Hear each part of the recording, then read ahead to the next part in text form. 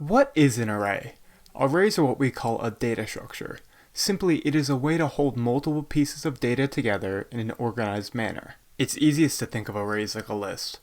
This table represents our array inside the computer.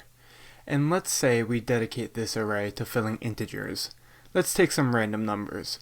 -1, 4, -24, 16, 82, and 106. Our array is now filled with 6 values.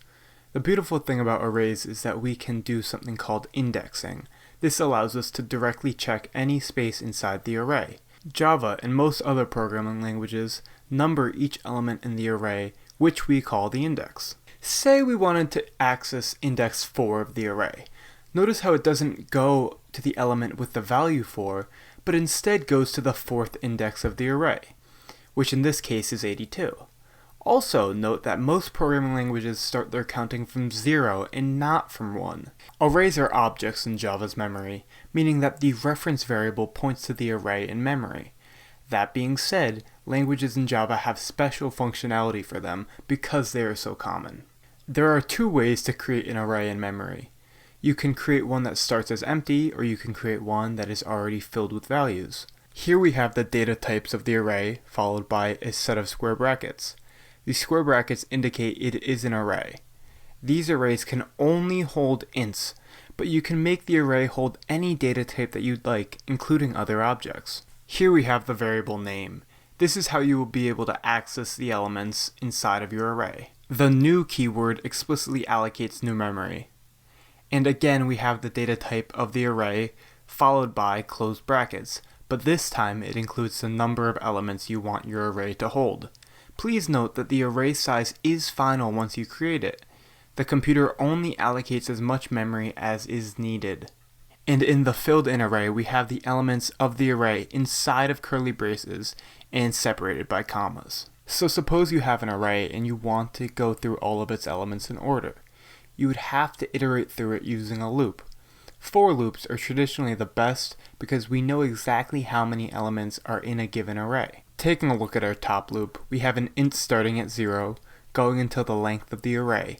Notice how it is less than the array length field and not less than or equal to, because the last index of the array will always be 1 less because counting starts at 0.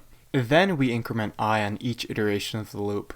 In this loop body, we are indexing the array using the I from the loop, and we are assigning that value to the same I. This loop will fill this array in sequential order, starting from 0 and increasing by 1 until the array is full. And here we have what's known as a for each loop at the bottom, which is especially good for iterating through common data structures like arrays. Inside the parentheses, we define an int, which I called current. On each loop, current gets assigned to the next value inside of our array.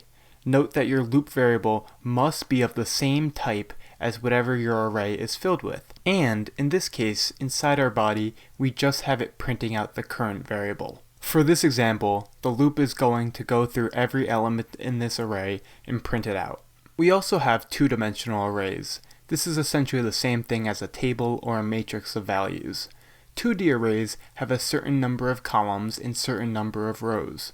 When we index an array, the first value corresponds to the row index, and the second value corresponds to the column index. Let's number these starting from 0 and see what the value of this expression is. Now let's go down 1 row and across 2, and we see that the value below is the lowercase character I. Here's what it looks like to create these in your code. You have the data type, in this case an int, followed by now 2 sets of brackets. These brackets now correspond to the number of rows and number of columns in your 2-dimensional array. If you wanted to create an already filled array, it can get a little complicated, but think of it like this. You have each row of values separated by commas to create the full array.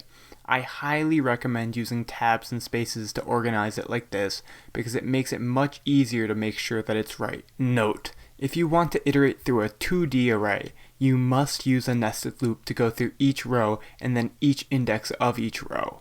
And finally, you can have more than 2-dimensional arrays, but those will get even more abstract and will be harder to visualize in your code. And that's all you need to know to understand the very basics of arrays. If you enjoyed it, feel free to like and subscribe. Thank you for watching.